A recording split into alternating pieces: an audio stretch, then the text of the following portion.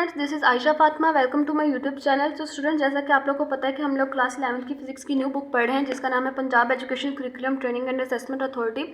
और इस new book को लेकर हम लोगों ने आर्टिकल 2.12 स्टार्ट किया है जिसका नाम है रॉकेट प्रोपल्शन। रॉकेट प्रोपल्शन में हम लोग देखते हैं कि जो है वो रॉकेट जो है अपवर्ड थर्स्ट क्यों मिलता है रॉकेट को, यानी रॉकेट अपवर्ड मूव क्यों करता है। और रॉकेट का जैसे जैसे रॉकेट अपवर्ड मूव करता है रॉकेट का गैस जो मैस है वो क्यों कम होता जाता है और एक्सटेंशन क्यों जो है वो बढ़ता जाता है। तो ये सारी चीज़ें हम लोग आज के लेक्चर में पढ़ेंगे। इससे पहले आप लोगों से रिक्वेस्ट है कि अगर आप लोगों ने चैनल को सब्सक्राइब नहीं किया तो प्लीज़ चैनल को सब्सक्राइब कर दें। अगर वीडियो अच्छी लगे तो लाइक करें, शेयर करें और कमेंट्स में ज़रूर बताएं कि आपको लेक्चर कैसा लगा। स्टूडेंट्स, रॉकेट प्रोपल्शन आमतौर पर हम लोग प्रोपल्शन का जो यूज़ करते हैं मतलब होता है हमारे पास वो होता है पुशिंग अपवर्ड, यानी कि रॉकेट फिर हमारे पास जो रॉकेट प्रोपल्शन का मतलब होता है कि रॉकेट को अपवर्ड पुश करना। तो स्टूडेंट्स, हमारे पास जो रॉकेट प्रोपल्शन की डेफिनेशन आई वो हमारे पास क्या होती है कि rocket propulsion is the motion of rocket bye pushing gases in the opposite direction at high speed.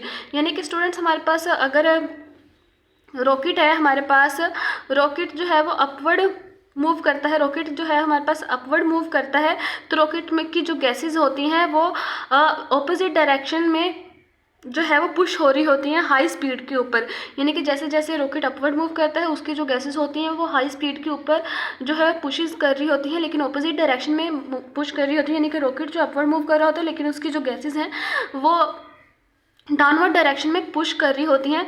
Push gases by in the opposite direction at high speed. जो गैसेज की डायरेक्शन होती है वो रॉकेट से ऑपोजिट होती है और जो गैसेज जो हमारे पास इजेक्ट हो रही होती हैं रॉकेट से उनकी स्पीड जो है वो हाई होती है। इसलिए हमारे पास जो रॉकेट प्रोपल्शन है is the motion of rocket bye pushing gases in the opposite direction at a high speed. तो हमारे पास स्टूडेंट्स ये हमारे पास रॉकेट प्रोपल्शन की डेफिनेशन आ गई। नेक्स्ट मैंने आप जो है वो सिर्फ और सिर्फ पॉइंट्स के नाम लिखे हैं, पैराग्राफ के नाम लिखे हैं। पैराग्राफ जो है वो आपकी बुक्स पर लिखे हुए हैं इसलिए मैंने यहाँ पर नहीं लिखे कि बेसिक वर्किंग प्रिंसिपल क्या है रॉकेट का। Continuous gases ejected and increasing speed, जब हमारे पास गैसेज जो है कंटिन्यूस इजेक्टेड होती हैं तो स्पीड इंक्रीज क्यों होती है। तो स्टूडेंट्स, इसका जो इस टॉपिक में हम लोग क्या चीज़ लिखेंगे कि हमारे पास जो गैसेज जब कंटिन्यूसली इजेक्ट होती रहती हैं तो हमारे पास जो रॉकेट का जो मैस है वो कम होता रहता है जिसकी वजह से उसका एक्सटेंशन इंक्रीज होता जाता है। इस वजह से उसकी स्पीड जो है वो ज़्यादा होती जाती है। तो fuel system of a rocket, यानी कि रॉकेट का जो है फ्यूल सिस्टम कितना होता है रॉकेट में। जब रॉकेट जब अपवर्ड मूव करता है तो स्टूडेंट्स उसमें जो 80% जो होता है वो तो फ्यूल ही होता है। फिर हमारे पास जो हाई फ्यूल मैस इन रॉकेट, यानी कि फ्यूल का जो हाई मैस होता है रॉकेट में वो कितना होता है, यानी कि रॉकेट जो है वो 1 सेकंड में कितना फ्यूल यूज़ करता है और 1 सेकंड में कितना फ्यूल यूज़ करके वो कितनी स्पीड से मूव करता है। फिर हम लोग पढ़ेंगे एक्सेलरेशन ऑफ रॉकेट और ये हमारे पास आज के लेक्चर में बहुत ज़्यादा इंपॉर्टेंट टॉपिक है। तो हमारे पास जो बेसिक वर्किंग प्रिंसिपल है रॉकेट का वो कहाँ से स्टार्ट होता है, यहाँ से हमारे पास यहाँ से लेकर यहाँ तक जो है वो बेसिक वर्किंग प्रिंसिपल होता है रॉकेट का स्टार्ट। तो हमारे पास जो हम लोग टॉपिक पॉइंट पढ़ रहे हैं वो हमारे पास basic working principle of rocket जो कि यहाँ से लेकर यहाँ तक स्टार्ट हो रहा है। तो हम लोग यहाँ पर कैसे लिखते हैं, जैसे basic working principle of rocket rocket moves by expelling burning gas through engines at their rear. यानी कि रॉकेट के रेयर पर जो इंजन्स होते हैं उनमें से जो गैस होती है उनको बर्न करके जो रॉकेट जो है वो अपवर्ड मूव करता है। यानी कि हमारे पास जो गैसेस बर्निंग होती है उनको एक्सपेल कर देता है डाउनवर्ड डायरेक्शन में और रॉकेट जो है अपवर्ड डायरेक्शन में मूव करता है। The ignited fuel turns into a high pressure gas which is expelled with extremely high velocity from the rocket engine.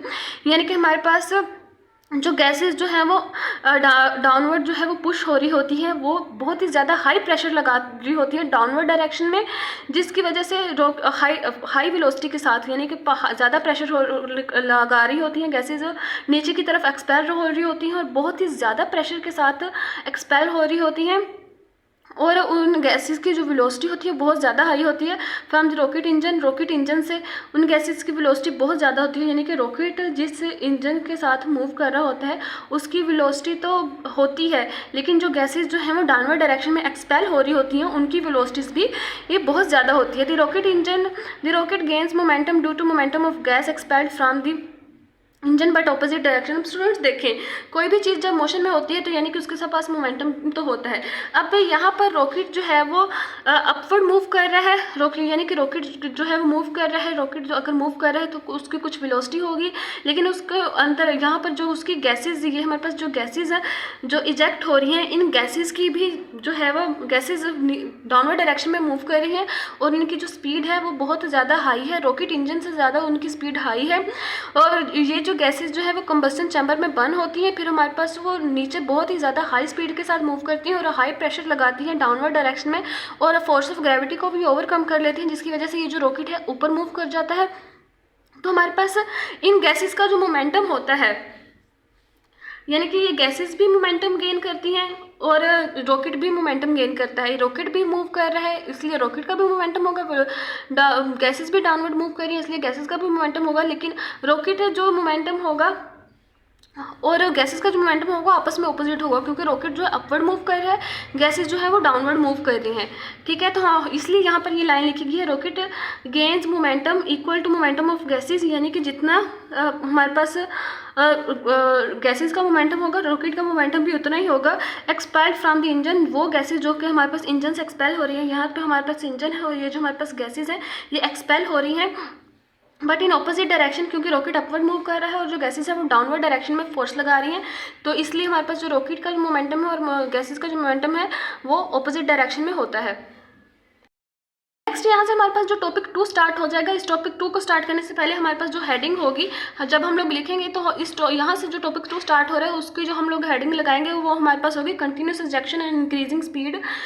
तो यहाँ पर आप लोगों ने जब इतना यहाँ से लेकर यहाँ तक जो पैराग्राफ लिखना है रॉकेट प्रपल्शन का, उससे पहले आप लोगों ने ये हेडिंग देनी है, heading number 2 continuous gas injection and increasing speed. तो हमारे पास जो रॉकेट इंजन होता है वो कंटिन्यूसली गैस एक्सपेल कर रहा था after the rocket begins to move, यानी कि हम लोग पहले तो हमारे पास रॉकेट रेस्ट पे था, फिर हम लोगों ने उसको स्टार्ट कर दिया, फिर वो उसने मूव करना स्टार्ट कर दिया। तो जैसे जब वो मूव करता है तो वो कंटिन्यूसली जो है वो गैस एक्सपेल करता रहता है, यानी कि गैसेस फैलाता रहता है डाउनवर्ड डायरेक्शन में। After the rocket has begun move and his rocket continue to gain more and more momentum. फिर हमारे पास जैसे जैसे रॉकेट जो है मूव करता जाएगा उसका जो मोमेंटम है वो ज़्यादा से ज़्यादा होता जाएगा। Instead of travelling eight steady speed, यानी कि एक ही स्पीड पर मूव करने की बजाय rocket gets faster and faster, rocket जो है वो ज़्यादा फास्टर एंड फास्टर मूव करना शुरू कर जाएगा। So long the engine are operating, तो यानी कि जितना ज़्यादा देर जो है वो इंजन जो है वो ऑपरेटिंग में रहेंगे। क्योंकि स्टूडेंट्स मैंने आपको बताया था कि जब रॉकेट जो है वो मूव करता है तो रॉकेट अपवर्ड मूव करता है, रॉकेट की जो गैसेस है वो डाउनवर्ड डायरेक्शन में जो है मूव करती हैं, हाई स्पीड के साथ डाउनवर्ड डायरेक्शन में एक्सपेल होती हैं और जो गैसेस हैं वो रॉकेट से इजेक्टेड होती रहती है, जिसकी वजह से रॉकेट का जो मैस है वो हमारे पास कम होता जाता है, लेकिन उसका जो एक्सेलरेशन है वो ज़्यादा होता जाता है। तो इसीलिए यहाँ पर लिखा है कि जैसे जैसे एक स्पीड पर मूव करने की बजाय जो रॉकेट जो है वो फास्टर एंड फास्टर तेज़ से तेज़ होता जाता है, इसकी वजह से उसका जो इंजन है वो ज़्यादा देर तक ऑपरेटिंग में रहता है, यानी कि ज़्यादा देर तक काम करता रहता है। So long the engines are operating. Rocket propulsion के टॉपिक में यहाँ से लेकर यहाँ तक आप लोगों ने जो पैराग्राफ लिखना है उसकी जो हेडिंग है वो आप लोगों ने क्या देनी है, उसकी जो हेडिंग आप लोगों ने देनी है वो देनी है fuel system of a rocket. यानी कि रॉकेट प्रपल्शन के लेक्चर में हमारे पास fuel system of a rocket जो वाला जो टॉपिक है वो किस पैराग्राफ से स्टार्ट होता है, तो वो यहाँ से लेकर यहाँ तक स्टार्ट होता है कि a rocket carries its own fuel in the form of liquid और solid hydrogen and oxygen. Rocket जो है वो अपना फ्यूल जो है कैरी करता है, लेकिन जो वो अपना फ्यूल जो कैरी करता है वो या तो वो लिक्विड की फॉर्म में होता है या वो सॉलिड हाइड्रोजन और ऑक्सीजन की फॉर्म में होता है। It can therefore work at great height, इसी वजह से वो जो है वो ग्रेट हाइट पे भी चला जाता है वेयर वेरी लिटर और नो एयर इज़ प्रेजेंट, यानी कि जब हम लोग रॉकेट को ज़मीन से छोड़ देते हैं तो वो इतनी ज़्यादा हाइट पे चला जाता है कि जहाँ पर ना तो एयर हो या तो एयर थोड़ी सी प्रेजेंट हो या एयर हो ही ना। यानी कि हम लोगों ने देखा है कि खला में यानी कि स्पेस में हमारे पास ना तो हवा होती है और ना ही ग्रेविटी होती है, इसलिए हम अगर जो है वो रॉकेट जो है वो अपना फ्यूल कैरी करता है इन दी फॉर्म ऑफ लिक्विड और सॉलिड की फॉर्म में, जो रॉकेट है अपना फ्यूल कैरी करता है तो वो स्पेस में भी चला जाता है, जहाँ पर उस जगह पर भी चला जाता है कि जहाँ पर हवा हो ही ना या वहाँ पर जो है हवा जो है बहुत ज़्यादा कम हो। तो हम in order to provide enough upward thrust to overcome gravity, यानी कि हमारे पास अपवर्ड थ्रस्ट जो है वो प्रोवाइड करता है ताकि जो ग्रेविटी के ऊपर जो है वो ओवरकम कर ले। यानी कि जब रॉकेट जो है अपना फ्यूल जो है वो लिक्विड या सॉलिड हाइड्रोजन और ऑक्सीजन की फॉर्म में जो कैरी करता है, तो वो उसको इतना ज़्यादा थर्स्ट दे देता है वो फ्यूल कि रॉकेट जो है वो अपवर्ड मूव करता है और वो अपवर्ड मूव करता है। तो अपवर्ड थ्रस्ट जो है वो इतना इनफ होता है कि वो जो है वो ग्रेविटी को ओवरकम कर ले, क्योंकि स्टूडेंट्स हम लोगों ने पता है आपको कि ग्रेविटी जो है हर चीज़ को अपनी तरफ खींचती है। तो इसलिए हम लोग रॉकेट में जो फ्यूल है वो लिक्विड और solid hydrogen and oxygen use करते हैं ताकि वो जो है वो अपवर्ड थ्रस्ट दे रॉकेट को, और रॉकेट जो अपवर्ड थ्रस्ट है जो इन्होंने दिया है वो ग्रेविटी को ओवरकम कर ले। Typically rocket consume about 10,000 kilogram पर सेकंड ऑफ फ्यूल, यानी कि जो टिपिकल रॉकेट है वो 1 सेकंड में 10,000 किलोग्राम पर फ्यूल जो है वो यूज़ कर लेता है। And ejected that the burnt gases at speed of over 4000 metre per second, यानी कि हमारे पास जो गैसेस बर्न हो रही होती हैं फिर वो इजेक्ट हो रही होती हैं, वो किस स्पीड से इजेक्ट हो रही होती हैं, उनकी जो वेलोसिटी जो स्पीड होती है वो 4000 मीटर पर सेकंड होती है। रॉकेट का जो हमारे पास फ्यूल सिस्टम है वो यही है कि हम लोग उसमें जो है वो सॉलिड लिक्विड और सॉलिड हाइड्रोजन और ऑक्सीजन यूज़ करते हैं। फिर वो रॉकेट को अब इतना ज़्यादा अपवर्ड थ्रस्ट दे देते हैं कि वो फोर्स ऑफ ग्रेविटी को भी ओवरकम कर लेते हैं। रॉकेट जो 1 सेकंड में 10,000 kilogram metre per second fuel को कंज्यूम करते हैं, और हमारे पास जो गैसेस बर्न हो रही होती है रॉकेट में वो जब इजेक्ट होती है रॉकेट में से, तो वो कितनी स्पीड के साथ इजेक्ट होती है, वो हमारे पास 4000 मीटर पर सेकंड के साथ इजेक्ट होती हैं। नेक्स्ट हमारे पास ये जो फोर यहाँ पर मैंने लिखा है, तो यहाँ से लेकर यहाँ तक जो पैराग्राफ है, यहाँ से लेकर यहाँ तक जो पैराग्राफ है उसकी हेडिंग देनी है आपने हाई फ्यूल मैस इन रॉकेट, यानी कि हमारे पास जो हाई फ्यूल मैस है इन रॉकेट का, यहाँ पर हमारे पास पैराग्राफ नंबर 4 स्टार्ट हो रहा है। In fact more than 80% of the launch mass of a rocket consist of fuel only, यानी कि हमारे पास जब हम लोग एक रॉकेट को लॉन्च करते हैं तो उसमें जो है सिर्फ और सिर्फ 80% तो उसका फ्यूल ही होता है। यानी कि हमारे पास अगर ये रॉकेट है इसको लॉन्च करना है तो उसका जो 80% उसमें जो मैस होता है वो तो सिर्फ और सिर्फ उसके फ्यूल का ही मैस होता है। तो अब देखिए रॉकेट का मैस तो थोड़ा 20% है, consist of fuel only. One way to overcome the problem of mass of fuel, हमारे पास जो एक तरीका है जिससे हम लोग जो है फ्यूल के जो मैस की प्रॉब्लम को ओवरकम कर सकते हैं, is to make the rocket from several rocket link together. हम लोग जो है एक रॉकेट को बहुत सारे रॉकेट से बनाते हैं जो भी लिंक टुगेदर, उनको एक से ज़्यादा रॉकेट्स को एक दूसरे के साथ लिंक करके हम लोग जो है एक रॉकेट बना देते हैं।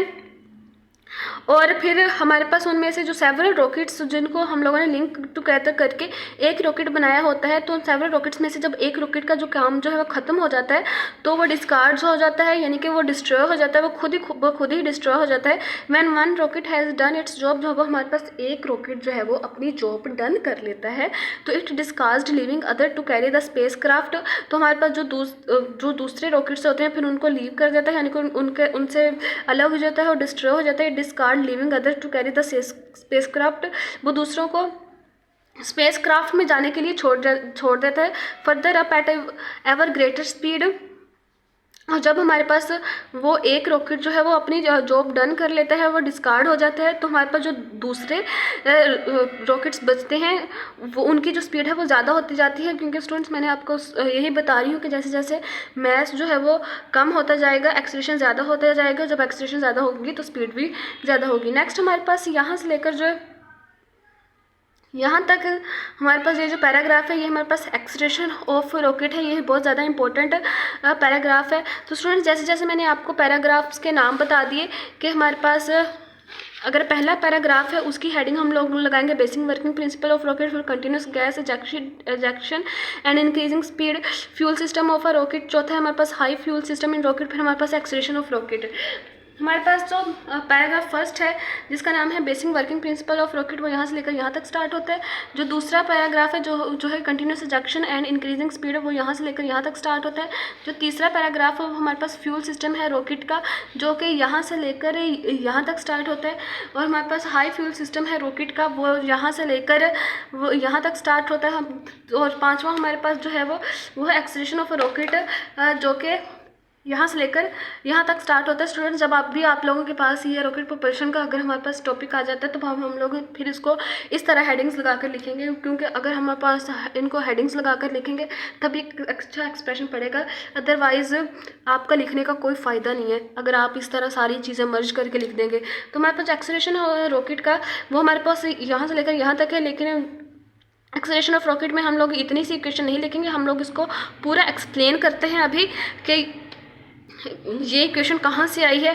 क्योंकि स्टूडेंट्स फिजिक्स में अगर आप लोग इक्वेशंस को ऐसे ही याद करेंगे और लिख देंगे तो हमारे पास जो आपको जो है वो बहुत ज़्यादा मुश्किल लगेगी फिजिक्स। अब देखें, आप लोग ऐसे ही याद करके लिख देंगे जी हमारे पास 2.242 इक्वेशन है, ये कहाँ से आई, बस ये क्या है, is equal to M me V और कैपिटल एम जो है हमारे पास रॉकेट का मैस है, स्मॉल एम जो है वो हमारे पास उन गैसेस का मैस है जो रॉकेट से इजेक्ट होती हैं।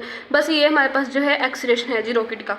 तो अगर आप लोग यही अकेले दिखाएंगे तो एग्जामिनर जो है वो आपको मार्क्स तो दे देगा लेकिन कम देगा, क्योंकि एग्जामिनर देखेगा कि भाई बच्चे में इतनी सेंस नहीं है, उसने इक्वेशन वैसे उठा के लिख दी है, इसका एक्सप्रेशन नहीं लिखा कि ये हमारे पास कैसे आ गई। इस एक्सप्रेशन को फाइंड आउट करने की, इक्वेशन को फाइंड आउट करने में कौन कौन से लॉज इस्तेमाल हुए हैं। तो हम लोग अभी देखते हैं एक्सेलरेशन ऑफ रॉकेट।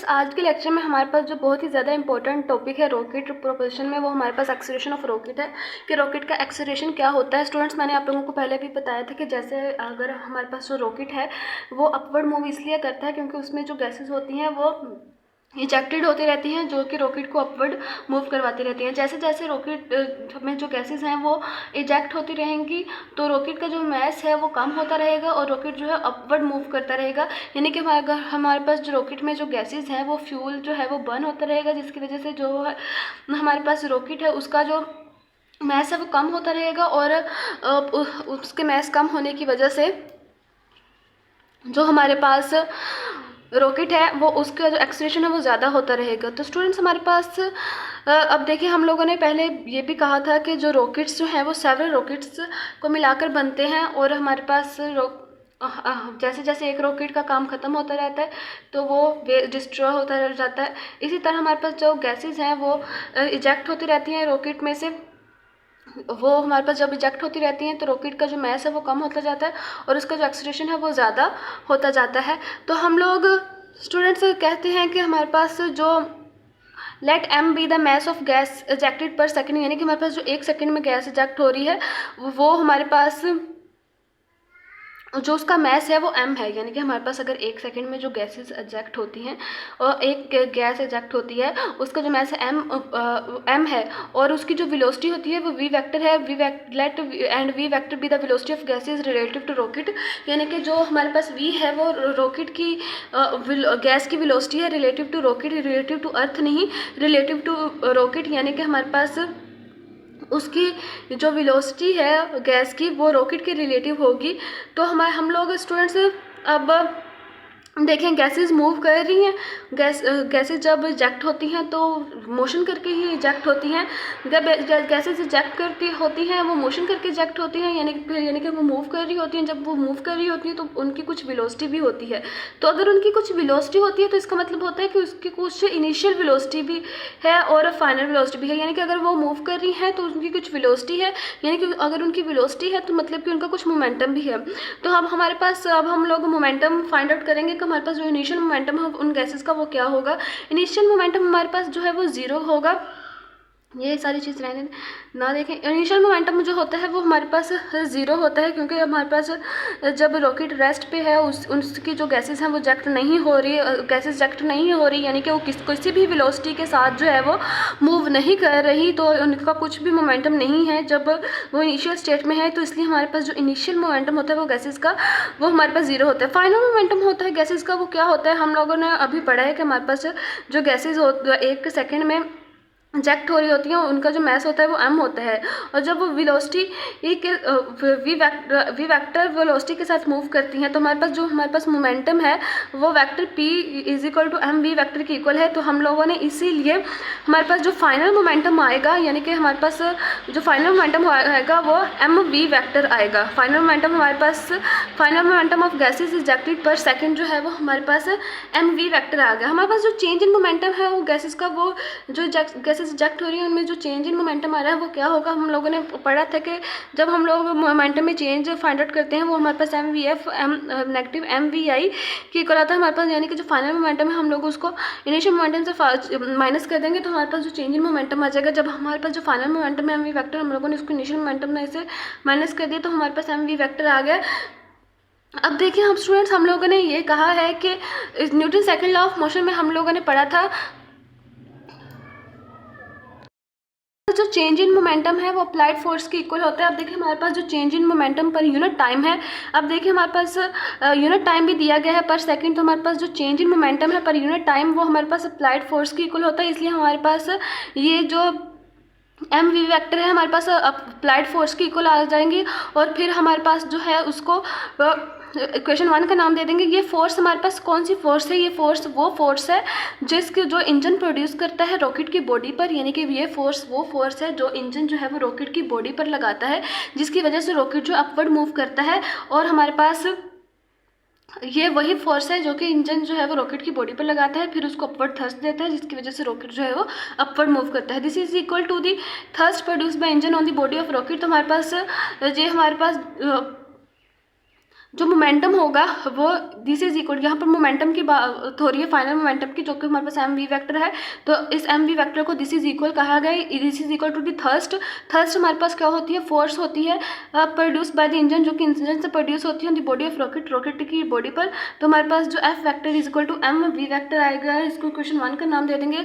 और न्यूटन सेकेंड लॉ के अकॉर्डिंग हम लोग, हमारे पास जो Newton second law of motion के अकॉर्डिंग जो हमारे पास फोर्स जो होती है वो मैस और एक्सीलरेशन की इक्वल होती है। मैस में हमारे पास एक वेक्टर है, एक्सीलरेशन भी वेक्टर है, जहाँ पे हमारे पास जो कैपिटल एम है ये रॉकेट का मैस है, लेकिन हमारे पास जो स्मॉल एम है वो उस गैस का मैस है जो कि पर सेकंड में रॉकेट से इजेक्ट होती है।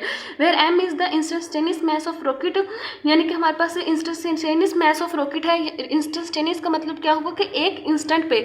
अब देखिए हमारे पास जो एम जो स्मॉल एम है वो उस गैस का मैस है जो कि रॉकेट से इजेक्ट होती हैं पर सेकंड में, यानी कि एक सेकंड में जो गैसेज रॉकेट से इजेक्ट होती हैं उसका जो मैस है m1 है। जब वो गैसेज इजेक्ट हो रही होती हैं तो उस इंस्टेंट पे जो रॉकेट का मैस होता है वो हमारे पास कैपिटल M होता है, लेकिन दूसरे इंस्टेंट पे तो स्टूडेंट्स देखिए हमारे पास जब और ज़्यादा दूसरे सेकंड में जब और ज़्यादा गैसेज इजेक्ट हो रही होती हैं तब रॉकेट का मैस कुछ और होता है, क्योंकि जैसे जैसे गैसेज इजेक्ट होती रहती हैं रॉकेट का जो मैस है वो कम होता जाता है और वो उसका जो एक्सीलरेशन है तो वो ज़्यादा हो जाता है। Where M is the instantaneous mass of rocket and acceleration is the acceleration of rocket.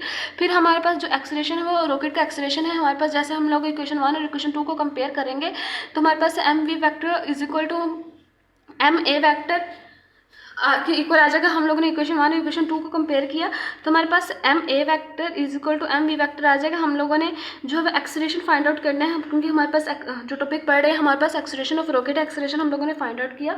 तो एक्सीलरेशन हमारे पास यहाँ पर हम लोगों ने एक्सीलरेशन को सेपरेट करना है। ये कैपिटल एम जो कि रॉकेट का मैस है वो इधर मल्टीप्लाई हो रहा है, इधर आके डिवाइड हो जाएगा। तो हमारे पास जो एक्सीलरेशन जो है वो वैक्टर है जो is equal to M V vector over M A की इक्वल आ जाएगा। ये हमारे पास जो स्मॉल एम है वो हमारे पास गैस का मैस है पर सेकंड में, और हमारे पास जो कैपिटल एम है ये हमारे पास रॉकेट का मैस है पर सेकंड में। तो हमारे पास इसीलिए मैंने यहाँ पर लिखा है कि जैसे जैसे टाइम जो है वो पास हो जाएगा, यानी कि हमारे पास अब देखिए ये हमारे पास एक्सीलरेशन है और ये हमारे पास जो मैस ऑफ रॉकेट है ये इन्वर्सली प्रोपोर्शनल आ रहे हैं। यानी कि हमारे पास अगर रॉकेट का मैस कम होगा एक्सीलरेशन ज़्यादा होगा, अगर रॉकेट का मैस ज़्यादा होगा तो एक्सीलरेशन कम होगा, क्योंकि एक्सीलरेशन और मैस का ऑफ रॉकेट का यहाँ पर इन्वर्सली रिलेशन आ रहा है। तो इन्वर्सली रिलेशन में हम लोग यही पढ़ते हैं कि अगर एक चीज़ बढ़ती है तो दूसरी कम होती है, अगर एक कम हो रही है तो दूसरी बढ़ती है। तो जैसे जैसे टाइम पास होता रहेगा उस रॉकेट में से जो गैसेज हैं वो इजेक्ट होते रहेंगे, उसका फ्यूल बर्न होता रहेगा, रॉकेट का जो मैस है वो कम होता रहेगा। As the time passes the mass m1 of rocket जो है वो डिक्रीज़ हो जाएगा due to burning of fuel and injection of gases, यानी कि हमारे पास जैसे जैसे टाइम पास होता जाएगा जो रॉकेट का जो फ्यूल है वो बर्न होता रहेगा और गैसेज जो इजेक्ट होते रहेंगे, फिर उसका जो एक्सेलरेशन है वो इंक्रीज़ होता रहेगा। ठीक है स्टूडेंट्स, तो हमारे पास जो एक्सेलरेशन ऑफ रॉकेट है यही इस लेक्चर टॉपिक में बहुत ज़्यादा इंपॉर्टेंट पॉइंट है और एग्जाम्स के पॉइंट ऑफ व्यू से भी यही चीज़ जो है वो हमारे पास से इम्पोर्टेंट है। तो आज का लेक्चर हमारा यही ख़त्म हुआ। उम्मीद है कि आपको लेक्चर की अच्छे से समझ आ गई होगी। प्लीज़ चैनल को सब्सक्राइब करें, अगर वीडियो अच्छी लगे तो लाइक करें, शेयर करें और कमेंट्स में ज़रूर बताएं कि आपको आज का लेक्चर कैसा लगा। और इस लेक्चर में जो एक्सेलरेशन ऑफ रॉकेट है हमारे पास, इसको आप लोगों ने अच्छे तरीके से याद करना है। यहाँ पर हम लोग इस इक्वेशन को इक्वेशन 3 का नाम दे देते हैं। यही इक्वेशन आपकी बुक पे भी दी गई है, तो स्टूडेंट्स आप लोगों ने ऐसे ही रट्टा मार के नहीं लिख लेना कि अगर हमारे पास बुक पे इतनी सी इक्वेशन दी गई है तो हम लोग उसको याद कर लें। बस आप लोगों ने पूरा एक्सप्रेशन याद करना है कि ये इक्वेशन लिखी है तो वो क्यों लिखी है, ये इक्वेशन कैसे आई, ईच एंड एवरीथिंग। अगर फिजिक्स में आप लोग इन्हीं चीज़ों पर गौर करेंगे तो फिजिक्स बहुत ज़्यादा ईजी है कि आप लोग इस वाली इक्वेशन को रट्टा मार के याद करने की बजाय आप लोग उन पर स्टडी कर दें कि ये इक्वेशन आई क्यों है, इसके पीछे क्या एक्सप्रेशन है, इसकी क्या वजह है कि ये इक्वेशन क्यों आई है। तो यही चीज़ें जो है वो फिज़िक्स को इजी बनाती हैं। अक्सर स्टूडेंट्स जो है वो स्ट्रेस ले जाते हैं, भाई फिज़िक्स बहुत मुश्किल है, हम फिज़िक्स नहीं पढ़ सकते, हम तो नेक्स्ट फिज़िक्स छोड़ देंगे, फिज़िक्स रखेंगे ही नहीं।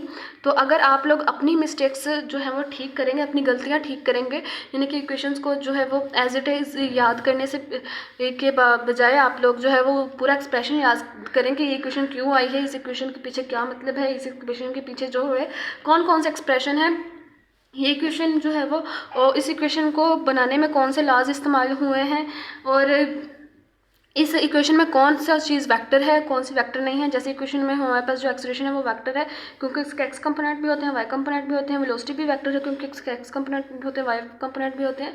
तो इक्वेशंस में जो जो चीज़ वेक्टर्स हैं वो क्यों वेक्टर्स हैं, वो चीज़ें भी आप लोग याद रखा करें, तो फिर हम आपके लिए फिजिक्स जो है वो बहुत ही ज़्यादा ईजी है।